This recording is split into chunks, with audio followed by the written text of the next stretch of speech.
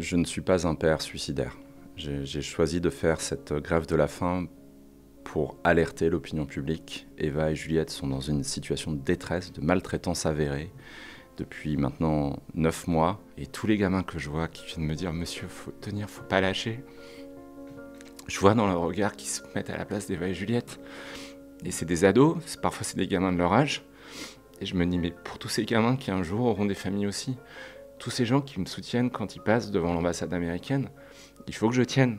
Bonjour à tous, bienvenue sur Réel Média. Aujourd'hui, on va aborder une thématique assez difficile avec Arnaud Paris, qui est un père de famille qui traverse un cauchemar depuis maintenant 9 mois. Ses 2 filles ont été enlevées par leur mère aux États-Unis et il fait la une de l'actualité depuis près d'un mois aujourd'hui parce qu'il a entamé une action coup de poing extrême et très dangereuse pour sa santé. Merci Arnaud Paris d'avoir accepté notre invitation. Est-ce que vous pouvez nous raconter dans un premier temps, on va revenir un peu à la genèse de cette histoire, est-ce que vous pouvez nous parler de votre vie d'avant, la naissance de vos filles, votre couple, à quoi ressemble votre vie? Est-ce que vous êtes heureux à ce moment-là? On est un couple avec leur mère franco-américain. On s'est rencontrés aux États-Unis, mais on est venu habiter en France avec les enfants à partir du moment où elles ont commencé l'école, la petite section, pensant d'un accord commun que le système français était mieux pour les enfants que le système américain. Ces 2 petites filles qui sont avec une vraie personnalité bien forgée, elles sont pétillantes de vie, d'énergie, et elles ont eu la chance, puisqu'elles ont grandi à Paris, d'être vraiment au cœur d'un mélange culturel et d'une richesse culturelle qui est vraiment une chance. Ça a duré 7 ans quand même, cette vie heureuse, comme vous dites. Vous aviez à ce moment-là aucune idée de ce qui pouvait arriver par la suite. Vous n'aviez pas imaginé que ça pouvait partir à ce point-là en vrille. Je sentais sur les derniers mois que leur mère, effectivement, était dans une volonté de partir.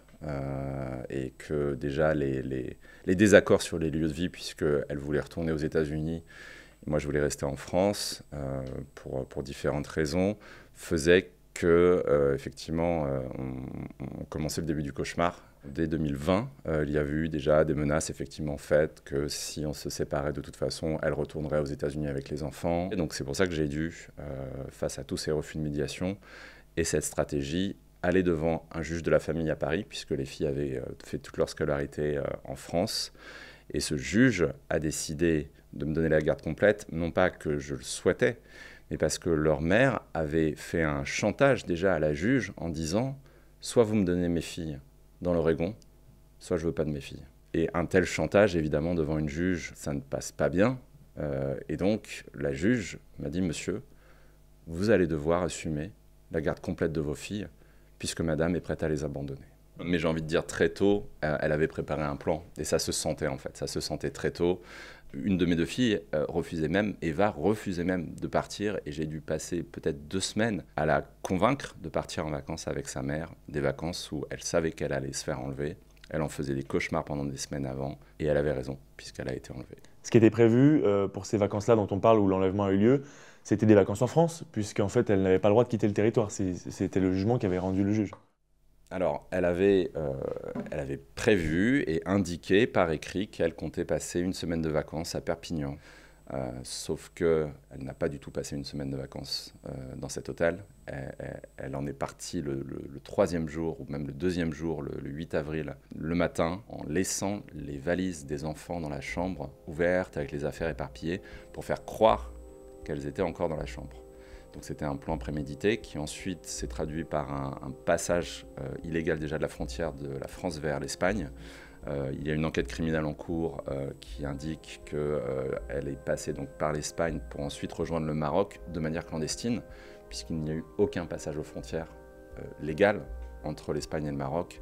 Elle savait qu'elle se ferait arrêter si elle passait un passage légal. Comment est-ce qu'elle a fait pour passer de l'Espagne? Les premières conclusions de l'enquête seraient qu'elle aurait pris un bateau clandestin, qu'elle aurait organisé un passage clandestin entre l'Espagne et le Maroc, pour ensuite rejoindre les États-Unis depuis le Maroc avec là des passeports qu'elle aurait obtenus de l'ambassade américaine, qui malheureusement à ce stade de l'enquête prouverait que l'ambassade américaine aurait même été complice de cet enlèvement prémédité et qu'il y aurait un plan absolument diabolique préparé depuis des mois de violer la justice française, de violer les frontières de l'Europe et que les États-Unis eux-mêmes seraient impliqués dans cette préparation. J'ai eu un message de leur mère le jeudi soir ou le vendredi avec le décalage horaire qui m'indiquait qu'elles étaient reparties aux États-Unis et que c'était fini, qu'elles n'habiteraient plus en France. Il faut savoir qu'il existe un traité entre la France et les États-Unis en matière d'enlèvement et que ce traité est très clair. Si les enfants sont enlevés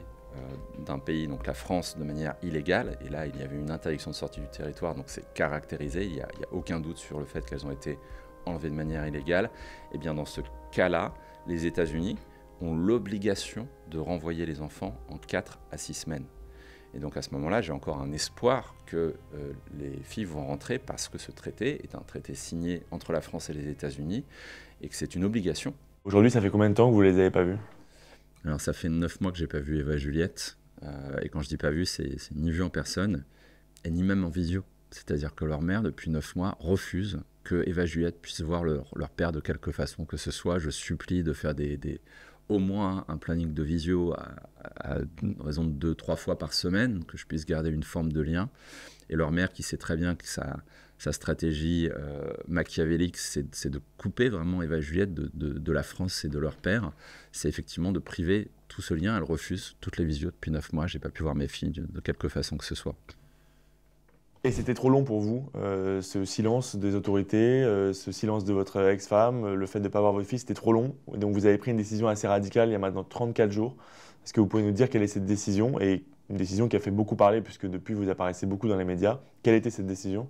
Alors, face à l'inaction des autorités françaises et américaines, j'ai entamé une grève de la faim il y a 34 jours devant l'ambassade américaine à Paris. Je ne voyais plus quoi faire à part faire cette action désespérée devant l'ambassade américaine pour appeler l'action de la France en premier lieu envers les États-Unis pour exiger que les traités soient respectés.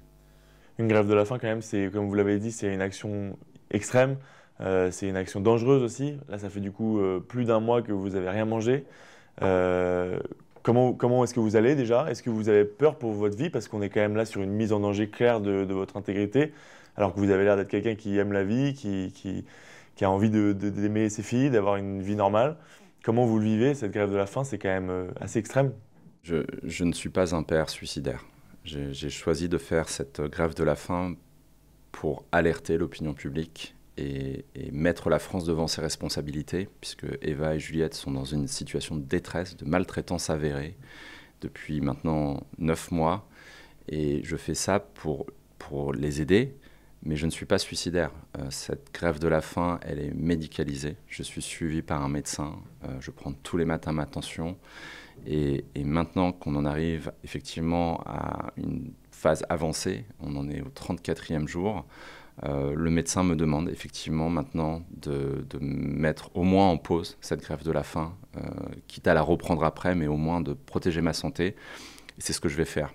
Je vais écouter le médecin, puisque les signaux sont inquiétants maintenant. Et donc je vais mettre en pause pour aussi donner un relais à cette action aux politiques.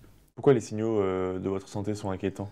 Parce que la perte de poids est devenue trop importante, parce que la tension baisse, parce que maintenant, souvent, j'ai des vertiges et que on voit que la grève de la faim m'atteint. Comment vous allez aujourd'hui? Est-ce que vous allez avoir la force de vous battre?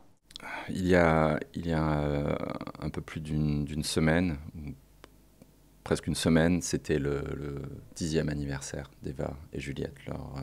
Leur 10e anniversaire, le 15 janvier, et symboliquement, on a organisé une manifestation qui est partie de l'ambassade américaine et qui est passée devant l'Assemblée nationale et qui a ensuite rejoint le ministère des Affaires étrangères. Et donc cette manifestation symbolique, elle m'a permis de tenir, et même ce combat, j'ai envie de dire, il me permet de tenir parce que je fais quelque chose. Je fais quelque chose pour défendre mes filles, pour aider mes filles, et je fais même quelque chose pour aider toutes les familles qui pourraient se retrouver dans cette situation horrible que je vis depuis 9 mois. Et oui, c'est un supplice, c'est un calvaire. Parfois, je me réveille avec des cauchemars la nuit d'imaginer mes filles qui sont désespérées là-bas de ne pas avoir le moindre lien avec moi et la France. Mais ce combat, il me permet de tenir parce que je pense que je serais au fond du trou si je ne me battais pas pour Eva et Juliette.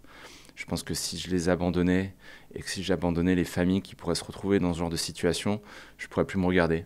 Je ne pourrais plus même continuer. Et ce combat, il m'atteint médicalement, psychologiquement, oui, mais en même temps, il me permet de tenir. Et la France qui me soutient, Et les gens qui sont à mes côtés m'aident à tenir. Et tous les gamins que je vois qui viennent me dire « Monsieur, faut tenir, faut pas lâcher », je vois dans leur regard qu'ils se mettent à la place d'Eva et Juliette. Et c'est des ados, parfois c'est des gamins de leur âge. Et je me dis, mais pour tous ces gamins qui un jour auront des familles aussi, tous ces gens qui me soutiennent quand ils passent devant l'ambassade américaine, il faut que je tienne. La France est en défaut de ses obligations, elle a abandonné 2 petites filles de la République qui sont dans une situation de maltraitance. Et je ne peux pas imaginer que la France va tolérer ça. Je ne peux pas imaginer que l'Europe va tolérer ça. Et ce combat, il faut le continuer avec tout ce soutien pour qu'il aboutisse et que vraiment il y ait un résultat. Parce que si on lâche maintenant, ça va être un message que les États-Unis ont gagné et qu'ils peuvent violer ce traité et que tous les parents du monde entier peuvent enlever des enfants en toute impunité. J'ai créé une association qui s'appelle SOS Eva et Juliette et on m'a proposé de présenter devant le Parlement européen une motion exceptionnelle pour demander que les États-Unis, dans mon cas, soient condamnés pour avoir violé des jugements français qui sont aussi des jugements européens. Des députés sont prêts à me suivre et de nouvelles actions plus militantes vont être organisées. Des manifestations maintenant vont prendre place et j'ai envie de dire, on est tous Eva et Juliette, en tout cas, on est tous les parents d'Eva et Juliette et les enfants sont tous Eva et Juliette. Et on peut tous agir dès maintenant en écrivant à nos députés et nos sénateurs pour qu'ils demandent publiquement, en question orale, au gouvernement, pourquoi il n'agit pas. Ici, il y a beaucoup de gens qui vont regarder cette vidéo, il y a beaucoup de gens qui vont vous écouter. Cette vidéo, elle sera en ligne, peut-être même qu'elles la verront, peut-être pas tout de suite, mais peut-être qu'elles la verront un jour. Donc ma question, elle est toute bête. Est-ce que vous avez quelque chose à leur dire, quelque chose à leur communiquer? Est-ce que vous voulez leur envoyer un message que peut-être elles verront plus tard? Ouais, j'ai envie de dire à Eva et Juliette que depuis un mois, je fais ce combat pour elles parce que c'est des petites filles extraordinaires qui ont une joie de vivre et qui ont une volonté de se battre pour profiter de la vie.